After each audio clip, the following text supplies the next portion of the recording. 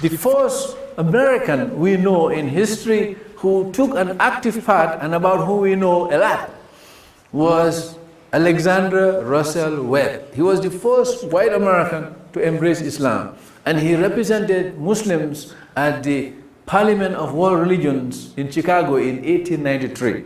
He was a journalist, he was a member of the Theosophical Society, and he was the US Consul General in Manila, Philippines in the 1890s.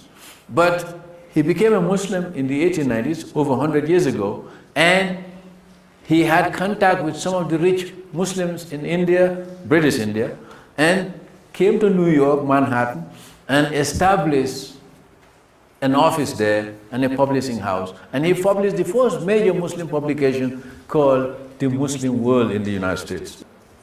Muhammad Alexander Russell Webb.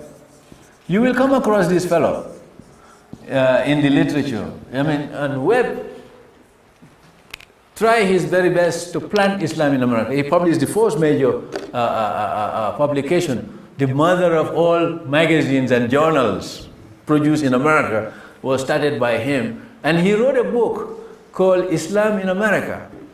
And that book, which was published in 1893, was the first book ever published by a Muslim in this country, talking about Islam in America at that time. Now, Webb, of course, went to India, British India, and gave lectures. There are people now who are pulling his lectures together to publish them for the benefit of scholars and people who are interested. Now, Webb planted the seed of Islam in American society in New York.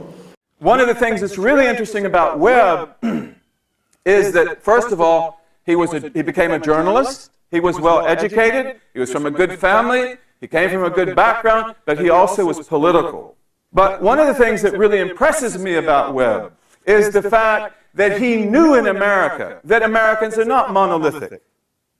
He knew that they don't all hate Islam. He knew that some of them are enemies, and some of them are friends, and some of them are neutral. And so therefore, in all of his work, he always looked for allies. In the United States, there were people that were bitterly opposed to Webb. Those are the missionaries and what we today call the Christian right. But in the United States, there were lots of other Christians who stood behind him. And he supported them, and they supported him. Another thing, too, Webb believed that it wasn't his job to convert Americans. So he wasn't out to convert people. He had a faith in the American people. And his belief, as he says many times, is that by and large, the American people are a fair-minded people. All they need is to hear the truth. All they need is to see the message. And the message will speak for itself. And for that reason, his essential purpose in everything that he did was to try to get the message across to the American people of what Islam teaches and who the Prophet was, sallallahu alaihi wasallam. And one of the things that I can say about Webb, without qualification, is that this is a person who knew the Prophet, sallallahu alaihi wasallam, and loved the Prophet. And when you hear Webb speak about the Prophet Muhammad, it almost brings tears to your eyes. It's as if he knew him. He loved the biography of the Prophet. His speeches, when he would speak about the Prophet, are extremely impressive. And as I told you, he has a poem in one of his issues, which is about the death of the Prophet, which is a poem written by Victor Hugo. Now, who knew that Victor Hugo had written a poem about the death of the Prophet? And this poem is absolutely beautiful.